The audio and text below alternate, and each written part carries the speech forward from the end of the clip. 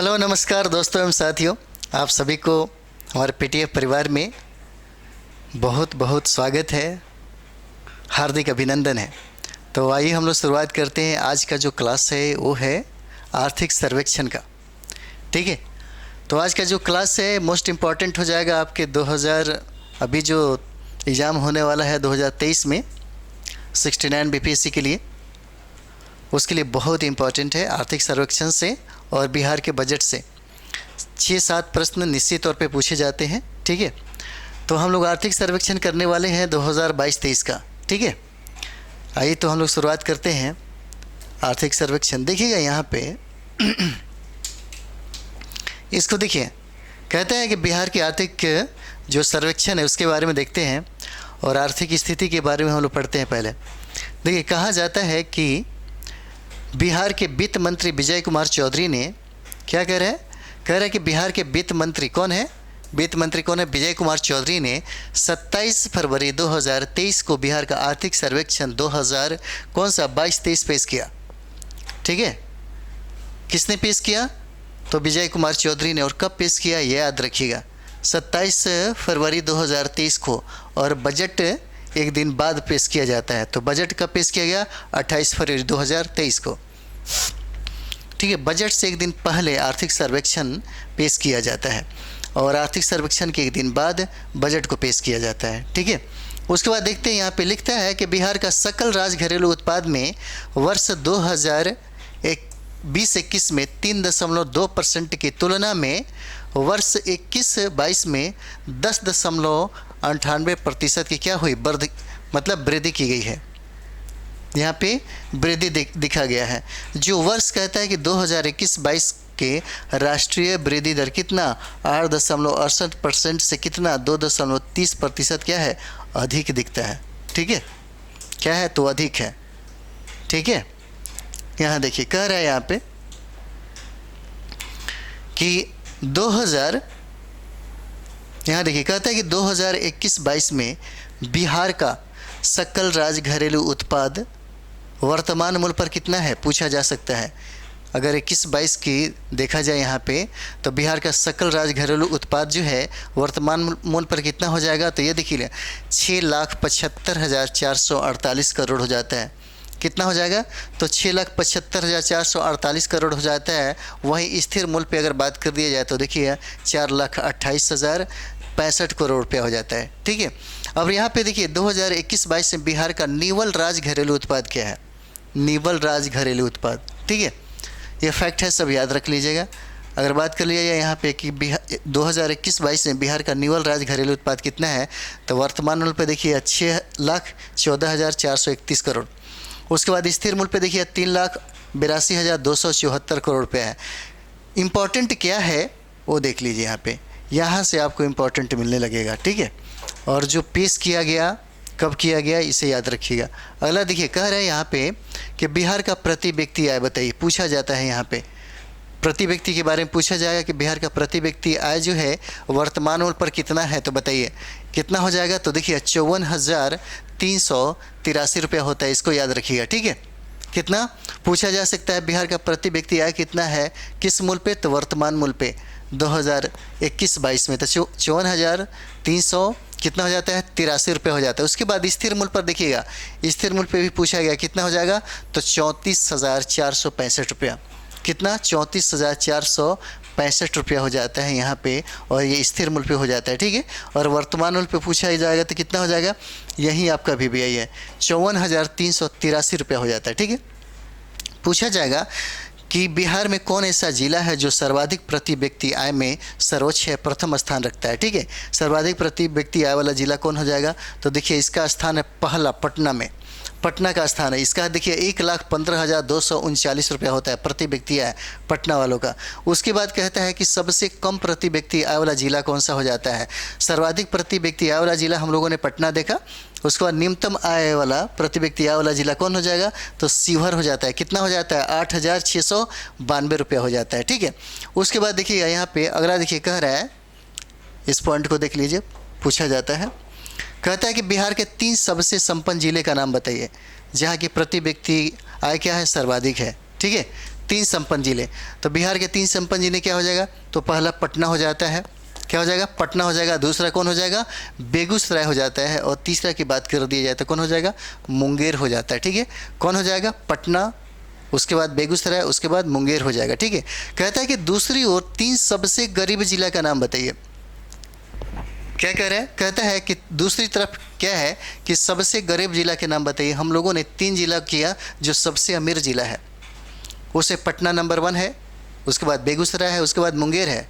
फिर कहता है कि सबसे जो गरीब जिला है उसका बताइए, सबसे गरीब 3 जिला बताइए। तो सबसे है शिवहर, उसके बाद हो जाएगा अररिया, और उसके बाद देखिए कौन हो जाएगा? तो सीतामढ़ी हो जाएगा। सबसे गरीब जो जिला है आपका शिवहर और अररिया, उसके बाद सीतामढ़ी हो जाता है। ठीक है, अगला देखिएगा। अगला देखिए, कहता है यहाँ से प्रश्न पूछा जाता है, कहता है कि 2021-22 में सकल राज्य घरेलू उत्पाद में विभिन्न क्षेत्रों का हिस्सा बताइए, कितना हिस्सा है?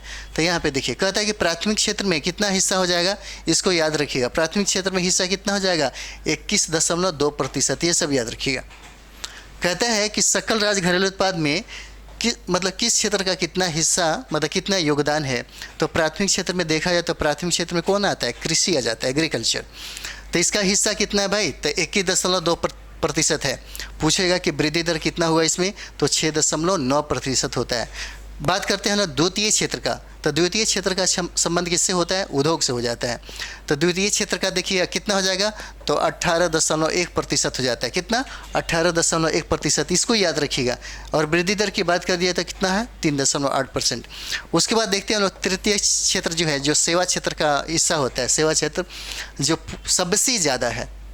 सेवा क्षेत्र का योगदान की बात किया जाए तो देखिए 60.7% है, 60.7%, यानी कि वृद्धि दर 13.3% हो जाता है। ठीक है, अगला यहाँ पे हम लोग देखेंगे। देखिए कहता है यहाँ पे कि प्राथमिक क्षेत्र से सरकार राज्य घरेलू उत्पाद की वृद्धि में योगदान करने वाले 2 सबसे महत्वपूर्ण उप क्षेत्र कौन सा? तो पशुधन और मत्स्य खेत एवं जल कृषि है, जिसकी वृद्धि दरें क्रमशः कितना % है? जिसकी वृद्धि दरें देखिए कितना है? 9.5% और 6.7% क्या है? 6.7% रही है। हालांकि खनन एवं उत्खनन में भी 9% की वृद्धि दर्ज की गई है। ठीक है, अब देखिए कहता है यहाँ पे देखिए ये प्रश्न पूछा जाएगा, द्वितीय क्षेत्र में विद्युत, गैस, जलापूर्ति एवं अन्य जनोपयोगी सेवाओं में कितना % की वृद्धि किया गया है? तो यहाँ पे देखिए 14.5% की वृद्धि दर्ज किया गया। ठीक है, अब देखते हैं अगला। देखिए अगला जो पॉइंट है, कहता है कि द्वितीय क्षेत्र में विद्युत, गैस 14.5% की वृद्धि हुआ है। उसके बाद देखिए कहता है कि सकल राज्य घरेलू उत्पाद की वृद्धि में प्रचुर योगदान देने वाले तृतीय क्षेत्र के उप क्षेत्र की वृद्धि दर वायु परिवहन, ठीक है, फिर भंडारण कहता है, फिर कहता है कि वित्तीय सेवाएं और लोक प्रशासन, मतलब 9.3%, जितने ही % है 10.5% और 21.3%, और वित्तीय सेवाएं 12.6% की क्या दिखाता है? मतलब इतना वृद्धि दिखा रहा है। ठीक है, उसके बाद देखिएगा हम लोग देखते हैं। देखिए यहाँ से प्रश्न आपसे पूछे जाएंगे।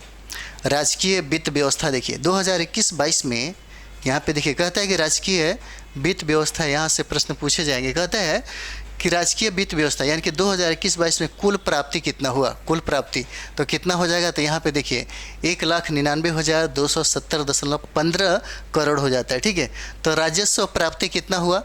तो राजस्व प्राप्ति पूछा जा सकता है, कितना हो जाता है? 1,58,797.33 करोड़ रुपया हो जाता है। उसके बाद पूंजीगत प्राप्ति की बात हो जाती है, कितना हो जाएगा? 40,472.82 करोड़ रुपया हो जाता है। उसके बाद देखिए 21-22 में कुल व्यय पूछता है, 21-22 में कुल व्यय कितना हो जाता है? ये जो डाटा है, जो आंकड़ा है, आंकड़ा ही याद रखा जाता है, यहीं से पूछ लेगा डायरेक्ट। ठीक है, तो कुल व्यय कितना हो जाता है? तो देखिए 1,93,122.29 करोड़ रुपया होता है। उसके बाद राजस्व व्यय जो है वो 1 लाख कितना हो जाएगा? 59,219.71 करोड़। और फिर पूंजीगत व्यय की अगर बात कर दिया जाए, ठीक है, तो देखिए 33,903.28 करोड़ रुपया होता है। राजस्व घाटा जो है इसको याद रखिएगा, क्या कहता है? राजस्व घाटा। ठीक है, ये देखिए कहता है राजस्व घाटा, यहाँ पे कहता है कि राजस्व घाटा 21-22 में कितना है? GSDP का यानी कि राज्य का जीडीपी का 0.1% हो जाएगा। ठीक है, उसी तरह राजकोषीय घाटा, याद रखिए राजकोषीय घाटा मतलब 3.8%, याद रखिए 3.8%। उसके बाद कहता है कि प्राथमिक घाटा बताइए, प्राथमिक घाटा कितना, तो 1.7%, 1.7% हो जाता है।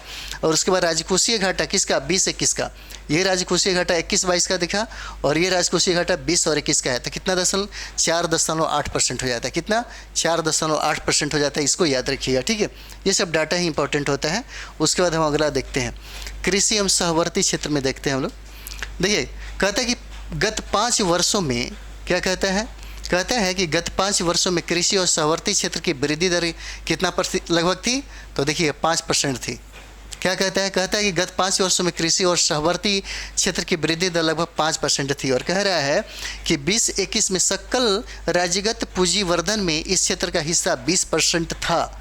तो शुद्ध बुआई की अगर बात करें यहाँ पे, तो देखिए शुद्ध बुआई क्षेत्र का हो जाएगा 53.9%। ठीक है, शुद्ध बुआई क्षेत्र क्या होगा, इसको याद रखिए। शुद्ध बुआई क्षेत्र पूछ लिया कितना %, तो 53.9% हो जाता है। उसके बाद जो प्रश्न है ये भी यही आपका होता है। कहता है कि सर्वाधिक फसल सघनता कहाँ पे है, कौन सा जिला है जहाँ पे सर्वाधिक फसल सघनता हो जाएगा, तो क्या हो जाएगा, शिवहर हो जाएगा। ठीक है, ये सर्वाधिक में आता है, सबसे ज़्यादा सर्वाधिक फसल सघनता शिवहर में है। सबसे कम कहाँ पे है, सबसे न्यूनतम कहाँ पे है, तो ये देखिए पूर्णिया हो जाता है। क्या हो जाएगा, पूर्णिया हो जाता है। और उसके बाद देखिए जो इम्पोर्टेंट है यहाँ पे, ये बहुत इंपॉर्टेंट आपका हो जाता है। देखिए कहता है कि राज्य में, ये देखिए कहता है कि सर्वाधिक, इसको याद रखिएगा, इसको याद रखिए। कहता है यहाँ पे ये वाला पॉइंट कि सर्वाधिक निब्बल बुआई क्षेत्र कहाँ कहाँ पे होता है, सर्वाधिक निब्बल बुआई क्षेत्र, तो ये हो जाएगा भोजपुर, बक्सर, सिवान। क्या हो जाएगा, सर्वाधिक निब्बल बुआई भोजपुर, बक्सर और सिवान हो जाता है। ठीक है, भोजपुर, बक्सर और सिवान हो जाता है। कहता है कि राज्य में कुल खाद्यान्न उत्पादन कितना है, तो 184.9 लाख टन हो जाता है। ठीक है, कितना, राज्य में कुल खाद्यान्न उत्पादन कितना, 184.9 लाख टन होता है। और राज्य में कहता है कुल अनाज उत्पादन कितना होता है, तो 181 लाख टन है। कहता है कि राज्य में कुल दूध का उत्पादन कितना है, तो कितना हो जाएगा, 121.19 लाख टन हो जाता है। कहता है कि राज्य में कुल अंडा का उत्पादन बताइए, तो कितना हो जाएगा, 306.66 करोड़। और राज्य में कहता है कि ईख का उत्पादन कितना होता है भाई, तो 119.77 लाख टन। उसके बाद कहता है सकल सिंचित क्षेत्र बताइए, तो 37.22 लाख हेक्टेयर हो जाता है। ठीक है, उसके बाद देखिए कहता है कि सिंचाई विकास का कुल व्यय कितना हो जाता है, तो ये 2670.49 करोड़ रुपये हो जाता है। ठीक है, अगला देखते हैं यहाँ पे, और ये जो है आपका इंपॉर्टेंट हो जाता है। कहता है कि जैविक कॉरिडोर योजना के तहत कितना, जैविक कॉरिडोर योजना के तहत 20,000 करोड़ जमीन की जैविक खेती के अंतर्गत लाया गया है। ठीक है, क्या कहता है, जैविक कॉरिडोर योजना के तहत देखिए 20,000 एकड़ जमीन को जैविक खेती के अंतर्गत लाया गया है, ये इंपॉर्टेंट हो जाता है। चलिए अगला देखिए यहाँ पे उद्यमिता क्षेत्र में देख लीजिए। उद्यमिता क्षेत्र की अगर बात करें तो देखिए कहता है कि बिहार में कारखानों की संख्या सिर्फ 0.3% की बढ़ोतरी हुई है, यही याद रखिए, ये बहुत VBI है। ठीक है, ये आपका VBI है, कितना % की वृद्धि, तो देखिए 0.3% की वृद्धि होता है। ठीक है, उसके बाद देखिए कहता है कि राज्य में इथेनॉल उत्पादन की क्षमता बढ़ी है, इथेनॉल उत्पादन की क्षमता बढ़ी, और कहता है कि 21-22 में 470,000 लीटर प्रतिदिन था। ठीक है, क्या कहता है, 21-22 में 470,000 लीटर प्रतिदिन था, जबकि 20-21 में कितना, तो 370,000 लीटर प्रतिदिन थी। ठीक है, तो कहता है कि बिहार में कुल चीनी उत्पादन कितना, तो देखिए 45.6 लाख क्विंटल होता है, कितना, 45.6 लाख टन होता है। ये आर्थिक सर्वेक्षण में यही सब चीज़ें हैं, क्या करता है, जोड़ के बताता है कि इस समय इतना था, इस समय इतना था, यही आंकड़ा आपसे पूछ देता है। ठीक है, अगला देखिए, इसी में देखिए कहता है कि बिहार औद्योगिक निवेश प्रोत्साहन नीति 2016 के तहत राज्य सरकार को कुल 60.86 हज़ार करोड़ निवेश के लिए प्रस्ताव भेजा गया। कितना, तो देखिए 60 मतलब 60.86 हज़ार करोड़ निवेश के लिए प्रस्ताव क्या किया, मिले। देखिए सर्वाधिक निवेश खाद्य प्रसंस्करण पूछा जाएगा कि बताइए सर्वाधिक निवेश किस क्षेत्र में है, तो खाद्य प्रसंस्करण में हुआ है, जो राज्य के कुल निवेश का कितना प्रतिशत है, तो 41% है। ये वाला पॉइंट याद रखिएगा आप लोग। ठीक है, ये वाला पॉइंट सबसे इंपॉर्टेंट हो जाता है। पूछा जाएगा सर्वाधिक निवेश की बात कहाँ पे, तो खाद्य प्रसंस्करण में। ठीक है, बात हो जाएगा अगर दूसरा जो निवेश कहाँ पे हो जाएगा, तो देखिए सीमेंट सेक्टर में। ठीक है, सीमेंट सेक्टर में। और तीसरा की अगर बात कर दिया जाए तो इथेनॉल सेक्टर में हो जाता है। ठीक है, इसको इस पॉइंट को याद रखिएगा। और वृद्धि दर कितना हो जाता है, तो आप लोगों ने देखा 0.3%। ठीक है, वृद्धि दर देखिए 0.3% हो जाता है। अगला देखिएगा यहाँ पे श्रम नियोजन एवं प्रवास, क्या कहता है, श्रम नियोजन एवं प्रवास। कहता है कि ग्रामीण बिहार में पुरुष श्रमिक जनसंख्या अनुपात 68.8% था, जबकि संपूर्ण भारत के स्तर पर 77.9% था। वहीं शहरी बिहार के मामले में पुरुष संपूर्ण भारत के 75.6% की तुलना में कितना है, 64.6% था। कहता है कि बिहार में पुरुष श्रमिक की औसत दैनिक कमाई कितना है, 368 रुपया। याद रखिएगा, बिहार में पुरुष श्रमिक की औसत दैनिक कमाई कितना हो जाता है, तो 338 रुपया हो जाता है। और महिला श्रमिक की औसत दैनिक कमाई देखिए कितना है, 224 रुपया है। पुरुष का 338 रुपया होता है और महिला का 224 रुपया है, जिससे दोनों के बीच में 28% का क्या है, लैगिंग अंतराल है। संपूर्ण भारत में अंतराल 36% है। पूछा जाएगा कि संपूर्ण भारत में बताइए अंतराल कितना है, तो 36% हो जाता है। ठीक है, ये बहुत इंपॉर्टेंट हो जाता है आपका। 36% आपको क्या है, अंतर दिखा रहा है। और यहाँ पे देखिए कहता है कि जीविका ग्रामीण युवाओं को 61 स्वीकृति कार्यों के लिए स्वरोजगार प्रशिक्षण संस्थानों को सहयोग देने के लिए नोडल अभिकरण है। कुल 2.54 लाख प्रशिक्षित हुए हैं, जिसमें 1,82,000 मतलब नियोजित हो चुके हैं। ठीक है, चलिए अगला देखते हैं हम लोग। अगला देखिएगा, भौतिक अधिसंरचना में क्या कह रहा है। भौतिक अधिसंरचना है उसमें देखिए क्या कहते हैं। यहाँ पे कहता है कि 2021-22 में परिवहन एवं संचार क्षेत्र में सर्वाधिक कितना, तो 20.4% की दर पर देखिए 20.4% की वृद्धि दर बिहार में दर्ज हुआ है। किसमें, तो 21-22 में परिवहन एवं संचार क्षेत्र में कितना प्रतिशत की वृद्धि, तो 20.4% की वृद्धि दर जो है बिहार में दर्ज हुई है। उसके बाद कहता है कि बिहार में कुल पथ घनत्व कितना है। बिहार में कुल पथ, ये देखिए ये वाला जो है, ये पॉइंट बहुत ही VVI है, इसको याद कर लीजिए। ठीक है, इसको याद कर लीजिए। कितना कहता है कि बिहार में कुल पथ घनत्व कितना है, तो 3166.9 किलोमीटर प्रति 1000 वर्ग किलोमीटर है। ठीक है, कहता है कि रोड घनत्व के मामले में बिहार का स्थान कितना है, तो तीसरा है। रोड घनत्व के मामले में बिहार का स्थान तीसरा हो जाएगा। पहला स्थान केरल का हो जाएगा, और बात करें दूसरा स्थान किसका है, तो पश्चिम बंगाल का हो जाएगा, और बिहार का तो तीसरा स्थान आता है। ठीक है, देखिए वर्ष 2021 में वाहनों के निबंधन के मामले में देश में उत्तर प्रदेश और महाराष्ट्र के बाद बिहार का स्थान कौन सा है, तीसरा आ जाता है। उत्तर प्रदेश और महाराष्ट्र के बाद वाहनों के निबंधन में बिहार का स्थान कितना होता है, तो तीसरा हो जाएगा। ठीक है, इसको भी याद रखेंगे आप लोग। देखिए ऊर्जा के क्षेत्र में जो BPSC डायरेक्ट पूछता है, कहता है कि राज्य में ऊर्जा के प्रति व्यक्ति खपत कितना है, तो 2017-18 में 280 यूनिट से बढ़कर 20-21 की, अगर 21-22 की बात की जाए कितना हो जाता है, तो 329 यूनिट हो गई है। जो 4 वर्षों में कितना प्रतिशत की वृद्धि दर्ज की गई, तो 17.5% की वृद्धि किया गया। अगर अभी की बात कर दे तो आप मारिएगा 329 यूनिट।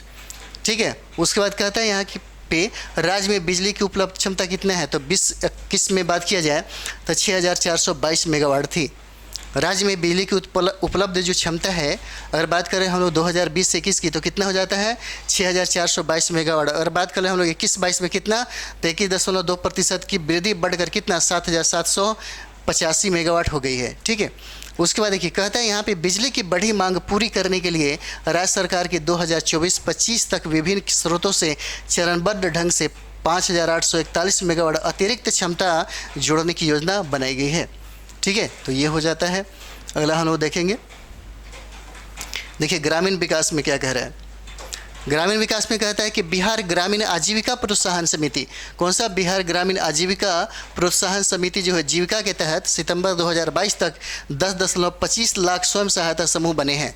कितना बने हैं, तो 10.35 लाख जो है स्वयं जो सहायता समूह है ये बने हैं। कहता है कि मनरेगा के तहत रोजगार उपलब्ध कराए गए परिवारों की संख्या कितना, 17-18 में देखा जाए तो 22.25 लाख से बढ़ करके कितना हो गया है 21-22 में, ये देखिए 48 लाख हो गई है। ठीक है, और कहता है कि रोजगार सृजन काफ़ी बढ़ा है और 817.2 लाख व्यक्ति दिवस से अगर 2021-22 में देखा जाए तो यहाँ देखिएगा 1811.8 लाख व्यक्ति दिवस पहुँच गया है। और कहता है कि मुख्यमंत्री पेयजल योजना के लिए 4290 पंचायतों को चुना गया है। कितना, 4290 पंचायतों को क्या किया गया है, चुना गया है। किसके लिए, मुख्यमंत्री पेयजल योजना के लिए। ठीक है, मुख्यमंत्री पेयजल योजना के लिए।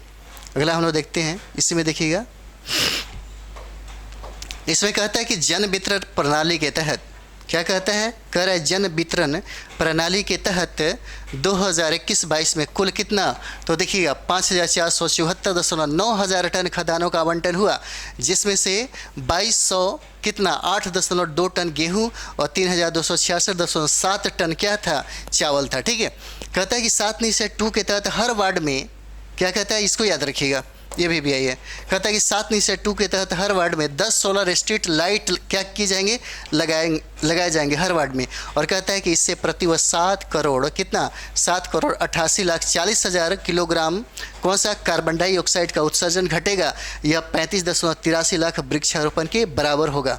ठीक है, और ये वाला पॉइंट क्या है, इंपॉर्टेंट हो जाता है। ठीक है, अगला देखिए, हम लोग अगला देखते हैं, नगर विकास के बारे में है। ये देखिए, कह रहे हैं यहाँ पे नगर विकास की 2011 जनगणना के अनुसार अगर बात किया जाए तो बिहार में कुल क्या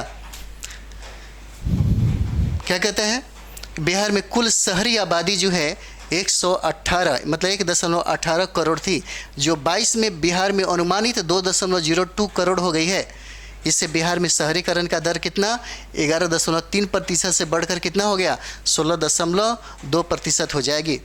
कहता है कि बिहार गंगा जलापूर्ति योजना से राजगीर, नवादा, गया और बोध गया शहरों को लाभ हुआ है। ये पॉइंट याद करिएगा, ये वाला और ये वाला पॉइंट याद करिए, बहुत भी आई है दोनों।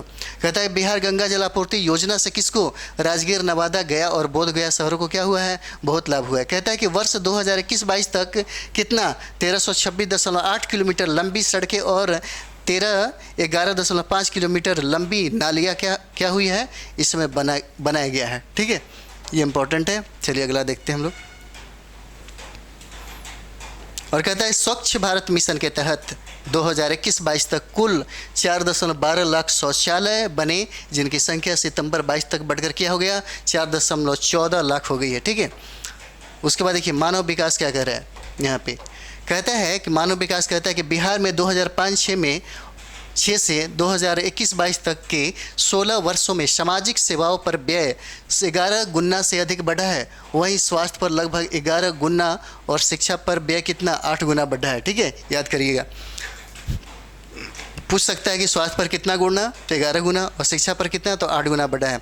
बिहार के लिए जन्मकालीन जीवन संभावनाएं जो 2006 से 10 के बीच में कहता है कितना हो जाएगा, तो 65.8 वर्ष से बढ़कर अगर 2016-20 में देखा जाए तो 69.5 वर्ष हो गया है, अर्थात 3.7 वर्षों की वृद्धि हुई है। संपूर्ण भारत के जन्मकालीन जीवन संभावनाएँ कितना है भाई, तो 70 वर्ष है।